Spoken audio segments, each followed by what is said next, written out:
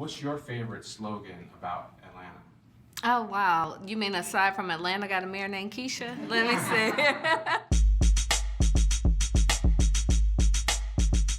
Atlanta's a city too busy to hate, and we're too smart to rest. We can't settle. We look at any number of things that have separated us from other cities, and if you get comfortable, you'll lose it.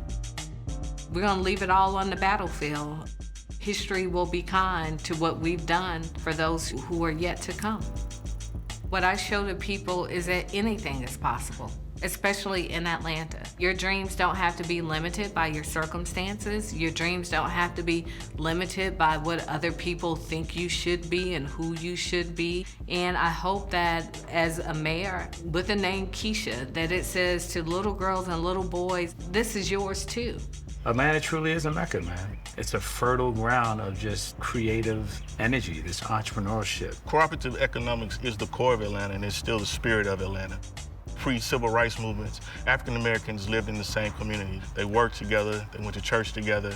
Your education, what you did professionally, that didn't matter. You were in the same neighborhood, and because of that, you learned to invest in one another. Because of that spirit, things blossom in this city. This is prime real estate down here in Atlanta. And if you're not looking at the numbers, our numbers are dwindling. I don't think there's anything wrong with trying to preserve a legacy. There's never enough conversation about financial literacy, generational wealth. That has to be the forefront of the conversation every day. If not, we will lose this city. While it's nice to have all these big buildings and all these companies moving to town, and how much participation do we have as a people in that growth and development?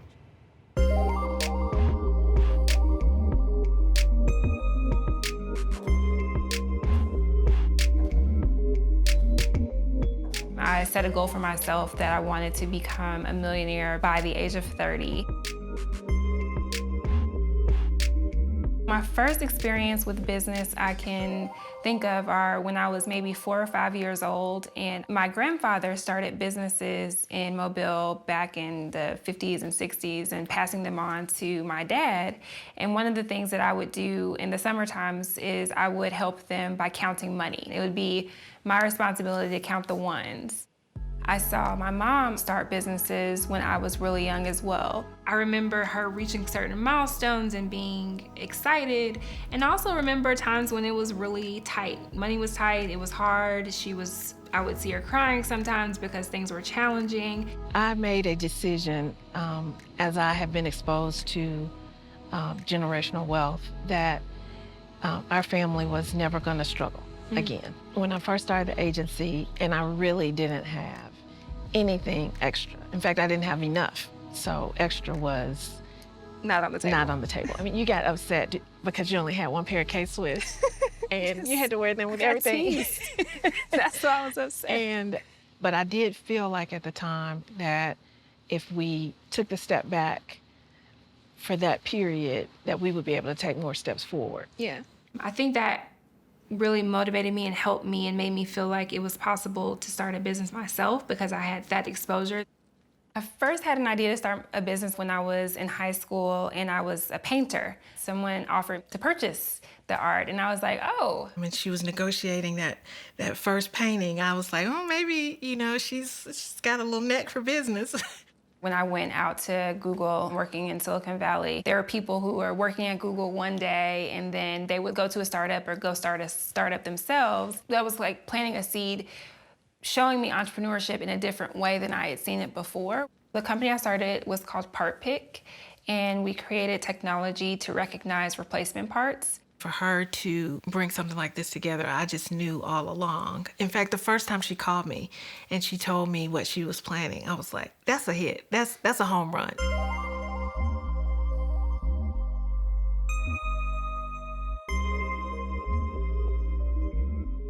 Unfortunately, the morning after I sold my company, I could not get out of the bed. I was crying, I was upset, and it wasn't necessarily because of the fact that I sold the company. It was more so just feeling somewhat out of control, and that's when I was actually diagnosed with depression. I think a challenge for Black women in general is you have so many identities that you have to balance. They tout how, there's a rise of professional Black women graduating from college and being entrepreneurs, but they don't talk about the challenges that go along with it. Even though there are more Black women entrepreneurs, they're actually making less than they were a decade ago. So you look at that and you think, what does that mean when you go into a professional space and you're maybe the only, or you have less than what everyone else has? How does that make you feel like you have to show up? Yes, we as Black women are strong. When I think of what we've had to endure as a people, there's generational trauma. I don't like crying. I'm not a crier, but that's part of trying to live up to this standard of being strong and always taking, and never asking for help, never saying, I can't. A strong Black woman can talk to you about anything, no matter what obstacles are in her way. I've been through depression. I've been through anxiety. You're strong because you can speak out about your situation, because you never know who you can help. The Gathering Spot is a private membership club that has a workspace amenity. It definitely was built from the mind frame of people like ourselves who are Black professionals seeking a space where it's not about being tolerated, it's about being celebrated, being able to access your best self because you feel that security and connectivity in the space. It is not only appropriate and cool and trendy to invest in Black entrepreneurs, it makes good business sense to do it. Jewel is an excellent example of this concept where by doing well, it facilitates the opportunity to be helpful to other people. Experiencing injustice and feeling slighted in different ways throughout the course of my life and feeling like I've always had to do more and work harder and be better. I think that must be the reason that I'm specifically focused on giving my time to Black entrepreneurs and resources to Black entrepreneurs. I mean, I had investors ask me if my team was still Black. I've had people say that they've never invested in a Black woman and kind of infer that they would not be starting with me. I would do trade shows where I would have members of my team with me, and I could almost always count on people not directing questions or speaking to me at all. They would rather speak to the young white male intern that I would have. And that, to me, obviously it hurt my feelings, but it also just kind of showcased what I was up against. Hey, how are you? After I sold my business, I was really having somewhat of an identity crisis. I put a post out there that said, hey, I'm open to meeting with entrepreneurs every morning at the Gathering Spot. I'm gonna be there for breakfast anyway, so might as well have some company. And I got an overwhelming response from just putting out a simple post like that.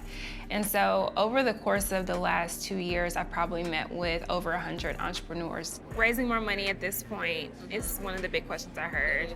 I find that e-commerce companies usually are losing money the first couple of years because they are. Being a mentor to other people has allowed me to just be helpful to them, to learn more about what they're working on, and really teach them lessons from mistakes that I made.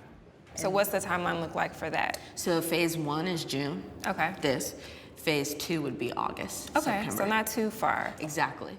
I started about 1.5 years ago, and I am just coming out of what I call the valley of disappointment. So hearing other entrepreneurs go through the same things, especially talking to people like Jewel, it's helped me to understand that what I'm going through is normal. Maybe it's better to focus on those kind of 3 verticals, since those are the ones that are picking up some traction. I don't think that there's anything that's so special about me that can't also come into play in other people's stories, and I can be a relatable source for people that are on the path and not sure if they can get there. And hopefully seeing me helps them feel like they can. I'm just so thankful for everything that you've poured into me over the years. And I feel like I have this amazing advantage because of you. So thank you. I love you. Love you too.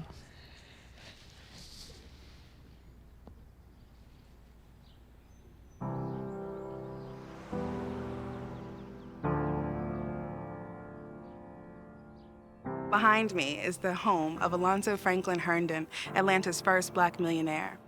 Alonzo Franklin Herndon was born into slavery. He would actually be emancipated at 6 years old and come to Atlanta to create his fortune. He is the founder of Atlanta Life Insurance Company. The legacy of Alonzo Herndon is one of generosity, sacrifice, it's a legacy of self-determination. And that's the legacy that we live today as entrepreneurs, continuing the work that he has started for us. Plant seeds that will grow trees whose shade you may never sit under. And for me, that defines legacy. As I'm sitting next to this great oak right now, at some point, someone planted that tree. Dreams and aspirations and upliftment has always been a struggle in the African-American community.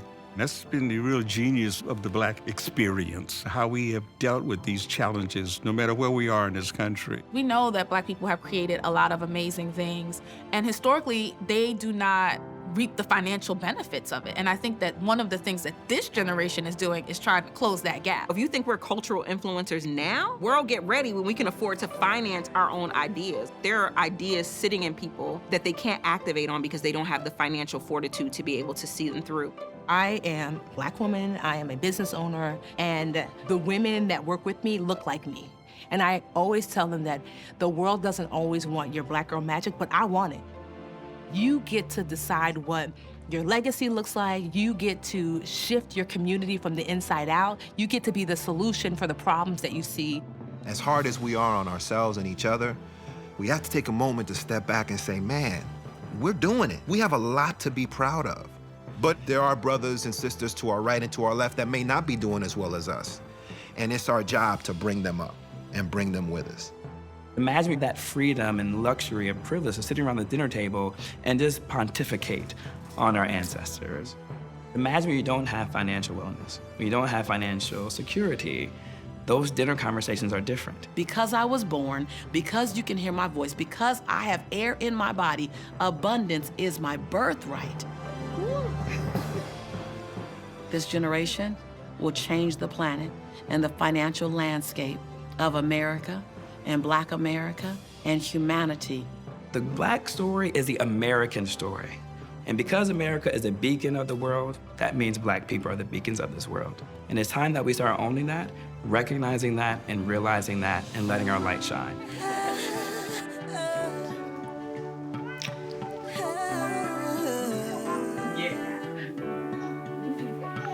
Cheers to the winner. I toast to the fighter in me. Came through the fire in spite of all the pain. Born a survivor in a race, all odds against me. All I desire is my American dream. Though they try to break us down, down, down, we ain't never gonna bow, bow, bow. Both feet on the ground, ground, ground. Ain't no more running. Together we've come so far. Now we know who we are. No more wishing on the star. Getting off our knees, walking toward our destiny. And even if my skin was my only sin, see my legacy in front of me. And still I won't bend my soul, let me in. I won't wait for it. I won't wait for it. I see my legacy in front of me.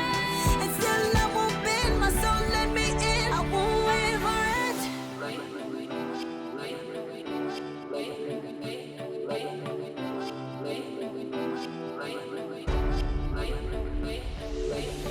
Blue blood in my veins, so I could never surrender.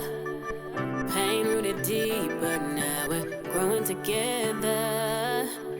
Rise up to the occasion, no matter what the weather. Rain down on me, oh. Promise that I'll be here forever. Though they try to break us down, down,